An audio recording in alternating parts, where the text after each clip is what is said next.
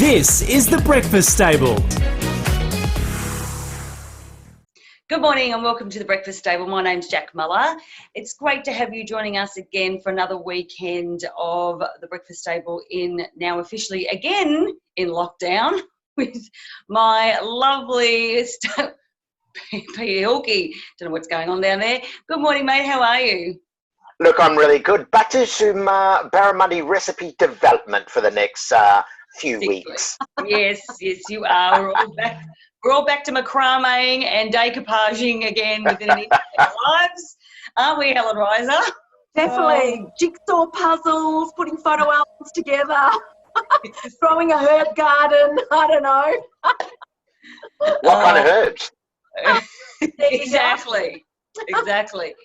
Catherine Zavazzi, have you had to bring out the hobby cupboard again? I'm just going back into my ISO cooking mode. But I did do a last minute interview for SBS News during the week, and they kind of just threw it on me at the last minute, and I had to do it from the office. So I think, with a lot of movement around, or lack of movement, I should say, around coronavirus and the situation we're in, there's stuff going on all over the place, and there are opportunities amongst all this chaos. Yes, yeah, there is. Definitely. And definitely more opportunities to hide in the bedroom and go and hide in the ensuite away from everybody else. I think I posted, I don't know if you guys saw during the week how I posted that little gif of that dog who was like scared, like shaking in the corner of the room. Yes, I saw that. Yeah, dogs of Melbourne basically going, oh God, here we go again. I know. They've been walked around the block so many times it's not funny, and they probably thought they were in for a bit of a rest. But off they go again, the lead gets jingled, and dogs run for the coffee underneath the coffee table. So, it really is a crazy, crazy state of affairs that we find ourselves in. And there we were yesterday watching the Queensland borders open up, for the first time in months, and we're all sitting here going, no, because we can't go.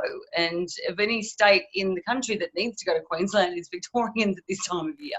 Exactly. There's still a lot of discussion around travel too. I know there's been some debate around airline travel and the seating arrangements. So, look, maybe it's a good thing we're stuck here and we have to wait it out and see what happens. Yeah, and by the time we're allowed out, maybe, It'll be things sorted. Yeah, that's. We're just a national template at the moment. Yeah, we are. We're 2 weeks ahead of everybody else, let me tell you. Yeah. Yes, Helen Rice has been looking into her crystal ball of COVID, and she will no doubt have a bit to say about that a little bit later on. But she's taking over the job of some of the Melbourne's best mediums and psychics. Well, I called on quite a few things from early on this year, and so my predictions were. I rest my case. Yes, exactly. Of course, you know that I'm thrilled with the fact that we now got 6 weeks of homeschooling. Poor thing. I laughed so much when I heard that, and I've gone, oh my God, Jack's going to be doing cartwheels. We've got one going back to school because 10, 11s and 12s at the school are going back. So one will be going back, which you can imagine how that's gone down. The other four, sorry, how many do we have? The other four will be at the front door going, bye. Well, the one gets in the car to go to school. That's just not fair. So, but anyway, well, it is what it is. School runs will no longer be the same. No, exactly. You can run them around the block. Yeah. No, look, it is what it is. But the thing is, we've done it all before now. Everyone is obviously a lot more clued into how this is going to work. I'm just grateful that this semester there's no food tech classes, so I don't have to worry about my kitchen being completely and utterly, blown up by 2 of the kids. So that's a good thing. But, it is a case of, okay, what didn't work so well last time in terms of how we ran our week? Now what do we have to readdress in terms of how the kids, now run their week, and what things you have to be more conscious of, knowing what does work and what doesn't work. But so, look, I'm sure we'll just slide back into it. We don't have a choice. It is what it is. But, yeah, just know that the crow's feet and the wrinkles and the stress lines around my face in the next few weeks are going to start to look very deep. Well, hopefully I can help you with that. But we do have a guest on later who's going to talk to us about some of the kids' play centres. So, you know, for the parents who are in Victoria and looking for a bit of relief, hopefully Tim can shed some light on that for us. Yeah, good one, Catherine.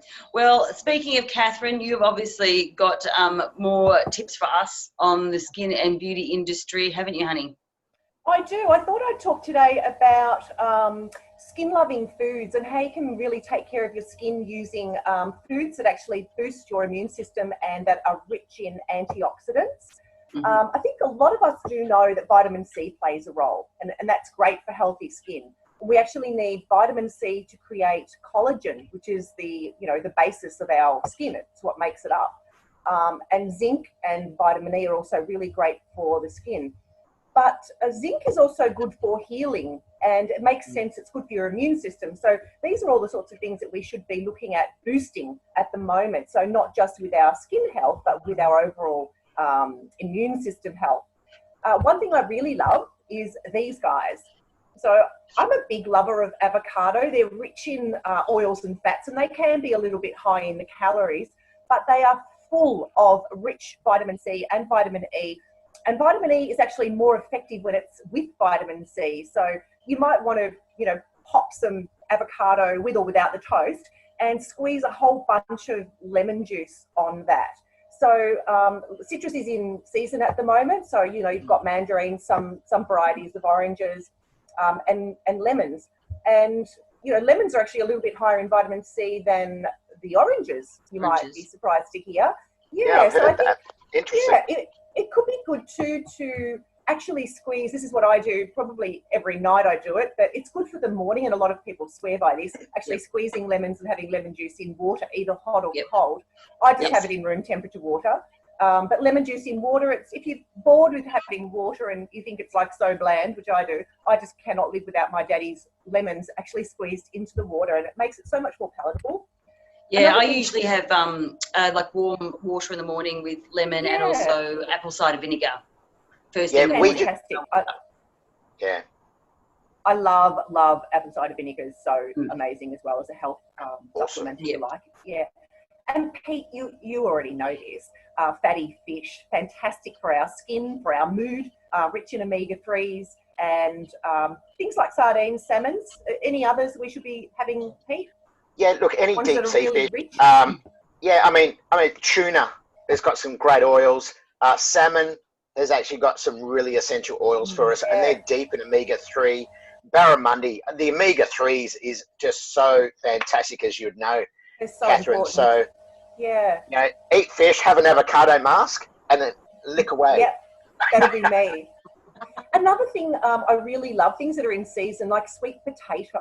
It's orange, you get that carroty sort of thing, high in beta carotene, which is great for your skin, has vitamin A. Would you believe capsicums? Both red and green, but red are higher, nearly 3 times the vitamin C that citrus has.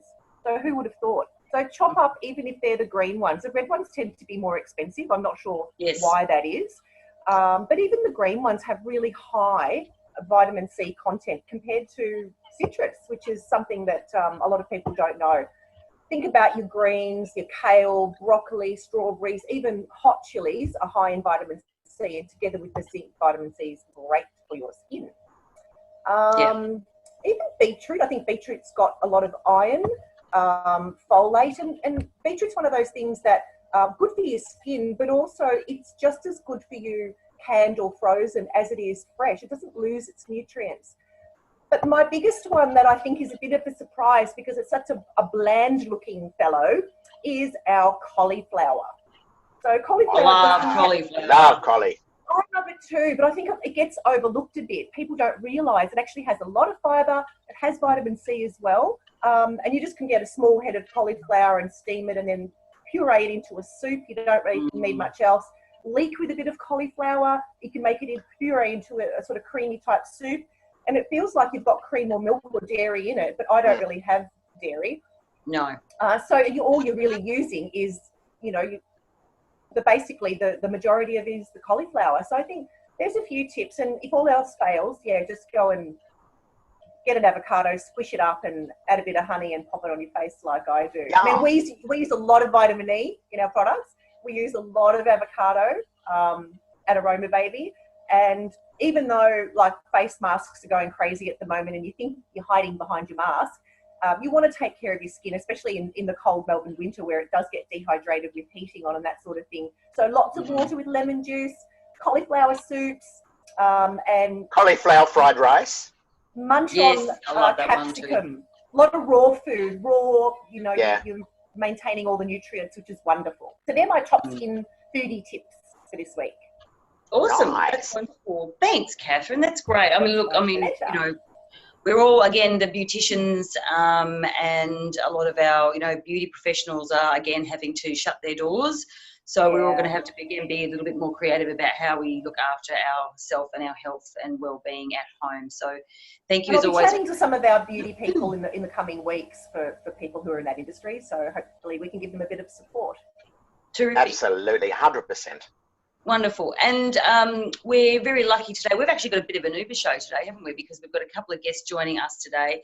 But we've got our first guest, which is going to be talking about an annual event that's had to, again, like everybody else, has had to pivot and change the way that they're structuring their event this year. And Catherine, you've got all the details about that. I do. I'm really happy to welcome back Victoria Bennett from Open House Melbourne, who are doing it a little bit differently to how we talked about it last year. Welcome, Victoria. Hi. Now, I know that I'm in the Bundoora area and the whole program has gone online. Is that correct? That's right. Yeah, we obviously had to move quite quickly a few months ago in the planning stages and decided that it made the most sense to go online this year and actually basically try and see if we can reimagine how open house can be.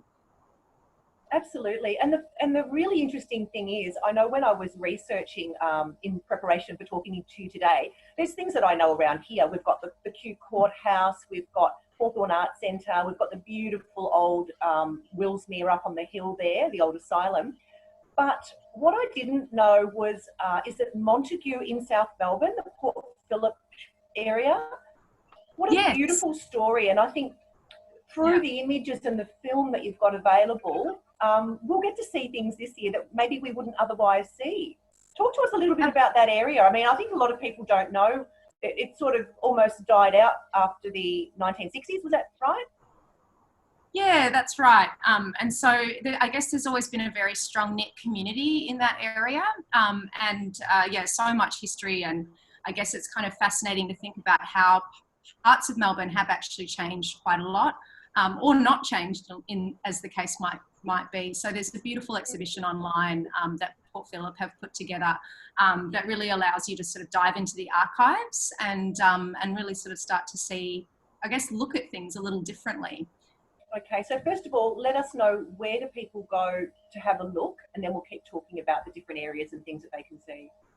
Yeah, so everything can be accessed through the website first and foremost. So that's openhousemelbourne.org. A lot of the activity, especially on the open house weekend, where we'll have a lot of live events happening. So opportunities for people to jump online and actually have a bit of a Q&A, or even have a bit of a building tour or listen to a presentation or a talk about some of the sites. Those will all be happening across social media and YouTube. So yeah, you can access everything via the website, but you might find yourself navigating through to a few different places. So that looks fabulous. I mean, for an online event, it looks amazing, doesn't it, Helen? We had some. Absolutely. We loved it last year. We went to the Stonington Open House Melbourne. It is going to be in 2 weeks. This is your 13th year, I believe. Yes. And it's on Saturday the 25th and Sunday the 26th of July. And I remember queuing up to get into certain, homes last year. We're this way, there is no queues. We can view it from the comfort of our homes. And what I love is the fact that we're going to be able to see things that we probably would miss if we went on a tour ourselves, because we're not seeing it through just, you know, walking around chatting about it. We're actually going to probably see it through the eyes of the, you know, various architects and experts in architecture, and in and you know, actually having a closer look at some of the beautiful you know, establishments that the cameras will take us through, which I'm very excited. And the history as well, like I was saying about the South Melbourne area. So for us last year, I mean, you get caught up in the aesthetics because, you know, in the Stonington area, you can imagine the beautiful, majestic homes and the gardens. And we went on a very, very hot day. So everybody was outside and it was magnificent. But you got so caught up in the beauty of the properties that maybe we didn't sort of pay a lot of attention to some of the finer details in the architecture, like Helen said. Yeah, we're actually running a longer campaign this year as well. So part of that is really giving people a lot of time to, as you've said, sort of, I guess, really sort of digest and engage with these sites. So our website and all of this content, especially the live content on the open house weekend, will be back on the website and through August as well. So yeah, there'll be lots of opportunities to kind of get in and really have a little bit of a sticky beat. Can I ask Victoria, how do you select the homes that you're going to have, or, you know, have as open during the festival? Yeah, so we run an expression of interest each year. So we do have a lot of our buildings coming to us wanting to be in the program, but then we also have a group of sort of industry specialists that act as our brains trust, and they kind of go out on their own as well, and they're always sort of keeping up to date about what maybe new developments or new buildings are particularly important to have in the program, and they'll often do a lot of that legwork as well, trying to sort of twist people's arms. Well, if you ever need an example of what a crazy three-ring circus looks like, you'd be more than welcome to knock on this door, because there were all sorts of weird things going on behind behind the doors in Sandringham with 5 kids and a dog, let me tell you. What is one of your favourite, or like one of the favourite buildings of yours that that the tour will take us on, that you find fascinating? I'd love to hear it.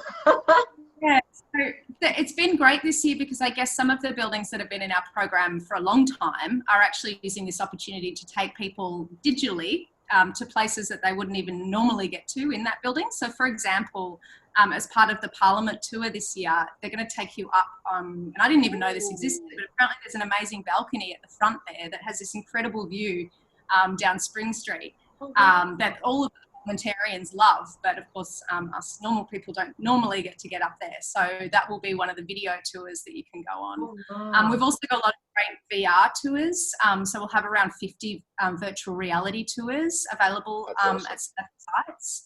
And one of those is the Australian Islamic Centre, which is in Hobson's Bay, which you may not know about.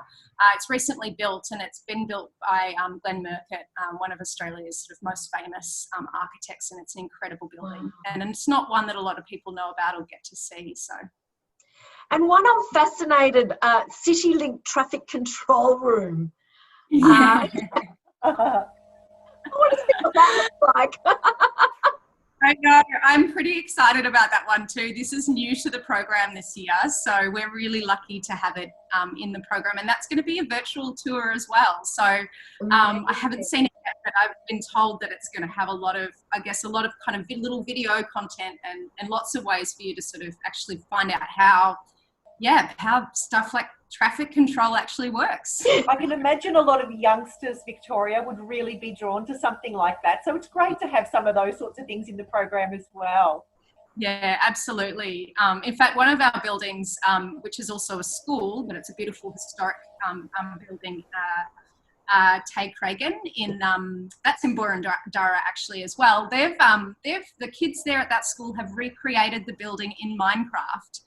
So it's our first ever Minecraft tour, and that is amazing. Awesome. So I'm very wow, that's fantastic. Victoria, thank you so much for joining us, and we'll look forward to hearing more about that and seeing what's online, and thank you so much for coming. Thanks again, Victoria, for joining us. We'd love to hear more details about how people can get in contact with you and book tickets for the festival coming up. Thanks. It's openhousemelbourne.org, and the full program is live on the 16th, and you'll be able to see everything then. Great. Wonderful. Thanks so much again, Thanks, Victoria. Right, thank you. Thanks, Victoria. And as always, Pete, you have got some updated tips for us now that we're all going to be cooking again and ordering online again. And Absolutely, Jack. Well, I've got one for you. Now, I'm going to start off. There's two amazing seafood distributors in Melbourne. yes. They deliver to all the restaurants out there, but because of where we are, they're now delivering to your home. So first, yes. I'm already excited. Yes. Oh, you should be. Okay, so first up, Clamms Seafoods in Yarraville. They're probably Melbourne's largest seafood distributor. Now, if you spend $150, they will do free delivery to your home throughout metropolitan Melbourne.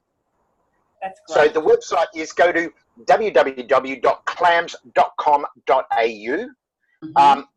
Local seafood, absolutely fantastic in every area. The other one is Ocean Made Seafoods in Collingwood. Now, it's they're doing free deliveries. Once again, all local, fresh, beautiful seafood, prawns, oysters, you name it, you can get it. $100, you get free delivery, and that's oceanmade.com.au. That's for those two. M-A-D-E or M-A-I-D? Ocean Made? As Yep, in Ocean house Made, M-A-D-E. Okay, fantastic. M-A-D. Thanks, That's Pete. right. Ooh. So that's cool. Now I'm going to talk about some of the restaurants. What's happening out there? Oh my goodness! So everybody that did takeaway in our first lockdown, they're back. They're back doing takeaway again. Yes. But I really want to call a couple out. Loom in South Melbourne. I tell you, if you really want to experience some fine dining from a takeaway perspective, jump online. You go to restaurantloom.com.au. Absolutely first class, 5-star dining. The other one is Lamaro's. I've talked about them before. Yes. They've come back. They're going to have a coffee cast inside the pub. They've got their takeaway section. Next Friday, they're doing a big crab dinner. So I will be doing that for next Friday, the crab dinner. It's very interactive. You come home, you've got the recipe, you put it together. Phenomenal. That Now- sounds great. Oh, it is. Girls, I tell you what.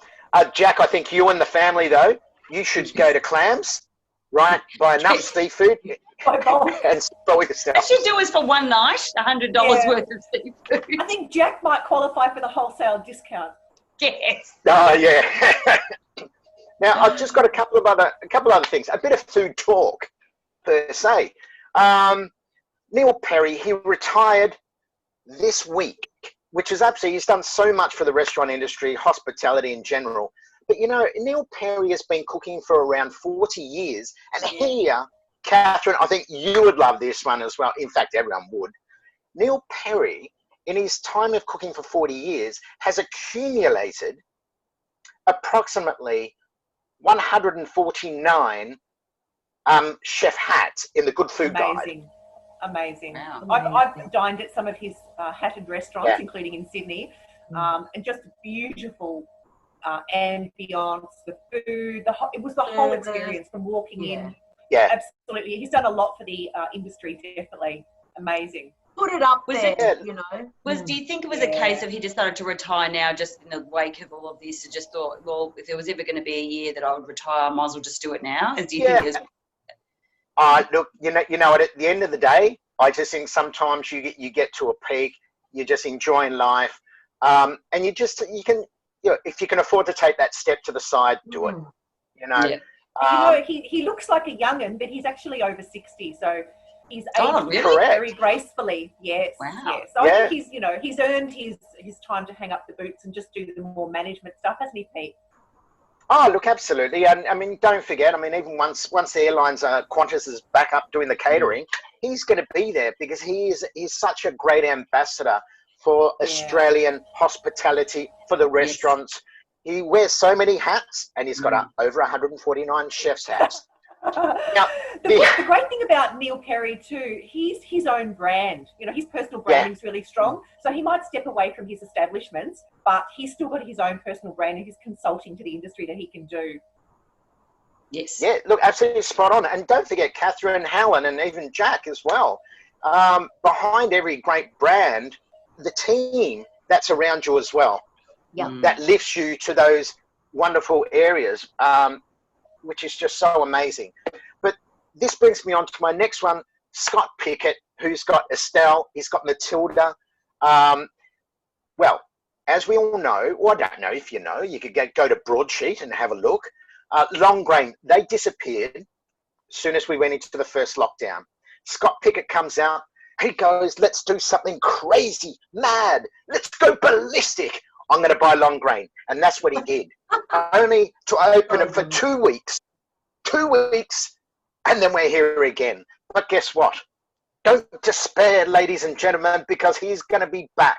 He's going to be doing a lot of recipe development, really putting it together. So once we come out the other side of this, hey, Long Grain's back, baby. Mark my words. And with Scott Pickett behind the helmet, doesn't get any better.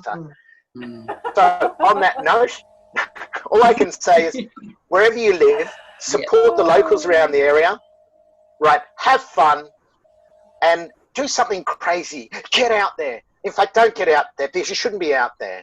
Buy a mask from Aroma, baby. That's right. If you do go out there, have one of these. But we've just about sold out. So.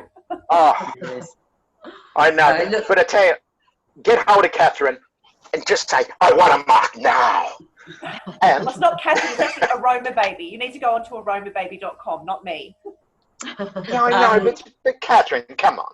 But yeah, I mean, look, if anyone out there who's listened to the show and they've got a great local restaurant that's doing great takeaway offers, great meal deals and things like that they'd like us to let us know about, please, message us on our Facebook page. We'd love to know who they are, or get in contact with us, because we'd love to help promote businesses while we're going over the next 6 weeks of lockdown. So back to what we've done before. They can give their favourite restaurant a shout out simply by tagging them under our video when that's we're right. live.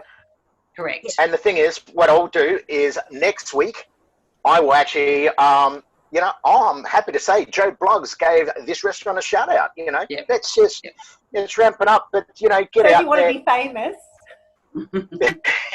Or infamous. Speaking of infamous people, we have our own Helen Reiser. Well, she knows lots of infamous people, that's for sure. She's seen things that people should never have to see in her time. Makes for wonderful conversations over a few glasses of Pinot Grigio, doesn't it, Helen Reiser? But we won't be going into that right now. Well, we can't leave home right now, so there's not a lot of things that we can do apart from, walks and visiting, care or caregiving, etc., or going out to get food. But, people have often asked me about my job and how I'm, coping with not doing events, because obviously events are my passion. And I've sort of turned away from marketing and advertising, promotions, and, all the things that I used to do 20 years ago. Well, I've actually gone back to what I did 20 years ago, which was marketing, problem solving. And I actually love it. I've actually forgotten how amazing things, because you're watching things from grassroots grow to fruition even during these challenging times. My last event was on the 14th of March, which was the Johnny Walker event. Johnny Walker night. Which I just loved, and, been doing that for 8 years. And people going, events will come back in September. Back in March, I'd already said, no, I've written off 2020. I probably won't be doing any events whatsoever, even close to Christmas. I don't see that happening this year. However, if there is an event that we are allowed to do, sure. But I'm saying what I've had to do was become more creative, more innovative, help people to, pivot their business and do things that are outside the square of what they would normally do, repurpose their staff, and get creative, even though they may not be in a creative industry. and it's really worked. You know, you can't plan anything because things change daily, hourly. So instead of planning for an event or a launch or whatever, we've got to plan things strategically and get creative with everything that is online now. And so that's what, you know, I've been mentoring and problem solving and helping businesses to come to fruition during these times. And even if it's to be able to pay their rent and pay their staff, to keep their staff on board, that's what we've been working towards. So one thing I really love about what you do, Helen, is that, you know, collaboration's really important, and you're a great networker and collaborator. So connecting people and trying to come up with creative ideas and creative ways of working together and doing things differently in the current climate. So I know that's one thing that you've been really great at, bringing people together for those collaborations. So well done. No, it's good. Nice. You're back to doing Zoom conferences again, Helen. What was that? Sorry. You're back to doing Zoom meetings again. Back to that again, yes, rather than face to face. But you're like the queen of Zoom now. You're like our Zoom techie. Pete and I have been learnt. working all out. That's great. All right, thank you. And thanks for that, Helen. And as always, you've brought a great guest to join us today on the show as well. Our second guest for our Uber show today on the Breakfast Table. Yes, we have Tim Newman Morris, who is director of LPI Group, which includes the very much loved Play Centres Lollipops, Kangas Play Centres, Tutti Frutti Frozen Yogurt, Crazy Climb, and Code Red. Welcome, Tim. Thank you very much. Appreciate the time. Now, we believe that there are 28 locations Australia-wide, and is that correct? Yeah, we have 28 Lollipops Playlands across Australia. Amazing. And Victoria's gone back into lockdown for the next 6 weeks. And you have, I believe, 10 play centres in Victoria? We've got 12. 12 play centres. Yes. However, the rest of Australia's open. And how has the rest of Australia gone with the reopening? And have you noticed a change in how you know, people interact, or how they perhaps approach coming back to your play centres Australia-wide? Look, we were really nervous about the reopening, just how people were going to react to it and handle it. And when we actually opened, it was fantastic. The first couple of days, people were a little bit nervous, not sure what to expect and not sure what to do. But, you know, within a week or so, it was back to, you know, pretty busy times. Wow. Right. I mean, you, with regard to people entering Lollipops play centres, for instance, what's the protocol? Like, what do you know?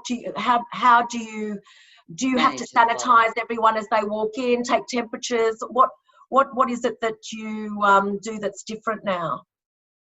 Look, we were doing it before we actually went into the shutdown. So when I guess all the protocols for COVID came in, we started temperature checks straight away, hand sanitizer on entry, and it means we can control entry and exit. We put our tables further apart, so we actually pulled out some tables and sort of had less people inside and made sure they were socially distanced.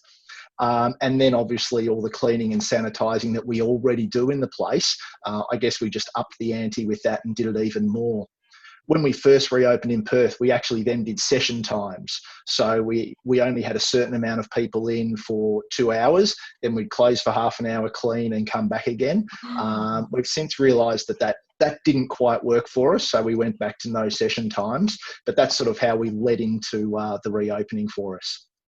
You know, actually, I've got 2 grown-up boys now, but I know that for my youngest, as a full-time parent and business owner, our local play centre was like a godsend for me. It gave me a break, and we would go down there and have a very long lunch and let him run off some steam. I remember in those days, 10 odd years ago, they did actually have session time, so you could come in sort of for the morning session or the afternoon, and I was sort of in the middle. So yeah, that was interesting. But I know you've actually got centres in the US as well. Is that right?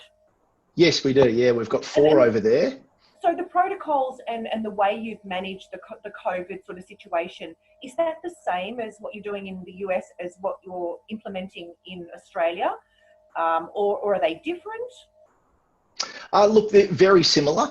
We've got one in Long Island City, New York. That's completely shut down because obviously New York was that real epicenter in the US. Sure. They're talking about not reopening until potentially the end of the year or even the start of next year. Then we've got 3 sites in Houston, which seems to be the new epicenter, or one of them. So we're doing the same stuff we're doing here, but also it's mandatory to wear face masks. So the local governor there made that order.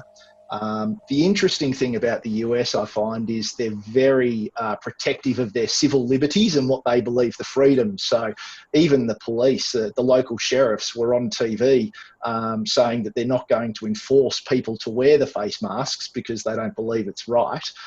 So we're seeing sort of some customers really careful, others not.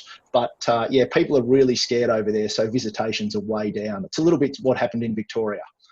People are really sort of scared. So even though we were open for 2 weeks and 2 days, visitations were really down compared to other states just because of the sort of fear out in the community. I've got to say that in between the 2 sort of major outbreaks that we've had here, certainly on a business level, we haven't really done anything different in our family or in our workplace. So whether it was stage 2 or stage 3, we were really operating with the same level of sanitisation and care. So I think that's a good thing to be doing anyway, in between, you know, we don't know what's going on. So in between these massive outbreaks, still to have that really high level of sanitisation and social distancing, I think it's really, really important. Yeah, look, it is interesting that when we first introduced temperature checks, and this was pre-lockdown, a lot of customers just actually said, hey, you should do this all the time. Especially kids being kids. They're actually really supportive of it and like the idea of the temperature checks just to stop kids coming in who might have a fever and pass on something. So look, that is something that we may continue further on, but who knows, it might be the new normal anyway. Exactly. And look, I think Pete's got a question for you. Yeah. So I was about, Tim, look, in the next 6 weeks, we know that Victoria's locked down. So what are your plans around that? Well, geez, that's tough. The previous lockdown, we basically ripped the places apart, massive maintenance, cleaning and everything so that all the centres really opened fresh and like new again. They haven't even had a chance to get dirty again after 2 weeks. So we just said to our guys in our company site, look, take 2 weeks off while we just assess, and then we'll just slowly come back and do a little bit more cleaning. From head office point of view, obviously we've got our centres across the rest of the country, so we're supporting our franchisees and doing what we can there to make sure that they're as successful as possible. But in Victoria, it's almost just pray that this is over as soon as possible and that we can get back to something like normal as soon as possible, and hope that it really is only 6 weeks and doesn't get extended out longer. Exactly. I remember I used to take my kids to Lollipops. It was their favourite, out in McKinnon Way. And they loved it, and it was a godsend for me. I think I had one of my kids have their birthdays there. It was like this getaway, and it was like the biggest treat on the planet. So I can only imagine how difficult it would be if it is the favourite place of, you know, many kids. You know, and like especially mine, it was an escape for me. So I really depended on it. We used to hang out, all the mums would hang out, and, you know, we'd have our coffee in there and just let our kids have fun, you know. Run wild. And it's and also, tough for people. And particularly for Melbourne, because especially over winter when our weather is so cold, you know, and going to parks outside isn't always, you know, possible. But it was always such a great thing to be able to just, you know, take the kids to Lollipops and they could still run around and blow off some steam, as you said, Catherine, that sort of inside and with something that was bright and colourful and fun and, you know, a bit out of the ordinary. So it's certainly been part of, you know, all of our parenting in the last sort of, you know, 15 definitely. or so years, I think. But I suppose, Tim, when you do come out of, you know, lockdown in 6 weeks' time, do you think, is there things that you might do slightly differently as you phase open the Victorian centres again, do you think, compared to last time? Look, I think we'll wait and see what happens with, I guess, when we do reopen. You know, how many cases are in the community, what's happening in other states. We may do what we did in the other states and go into those session times, but certainly, you know, the social distancing, the sanitation, the temperature checks, that will certainly be happening for I guess, quite a while. And we'll see about the session times. But yeah, we just have to make sure we're as clean as possible and that we're making the place as safe as possible for all the customers out there so that they feel comfortable and want to come back in again. As you said, kids have been locked up in houses. I've got 4 myself, you know, and they're locked up. And, you know, I was talking to my wife about this lockdown different to the other. Last time it didn't rain, so the kids were outside all the time. Now they're stuck inside with this crazy weather. So I think there's going to be a lot of kids and parents going stir crazy. So we need to be ready for when we reopen, that they've got that outlet. Banging on your door. Look, I hope so. I hope so. That's almost cruel for your kids. They've got a dad who, you know, who runs all these play centres and they can't be allowed to go to any of them. I mean, that's like, you know, having the keys to the lolly jar but not being, or the lolly cabinet not being able to unlock it. That's cruel. Stephen, thank you so much for joining us this morning. And as like so many other business owners in Australia, you're obviously having to really, you know, assess where things are at and try and manage this time as best that you can.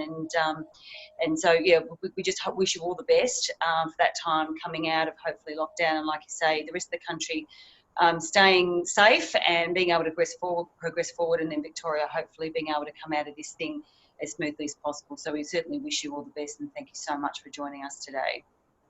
Thank you very much. Thanks, Tim. Thanks. Thanks, Tim. Thank you again to my awesome breakfast table team, Catherine, Helen and Pete. It's been lovely having a chat with you this Sunday morning. And thank you so much for everyone for joining us again. Thank you for being part of our weekend, and we hope to see you next weekend on the breakfast table. Have a great day.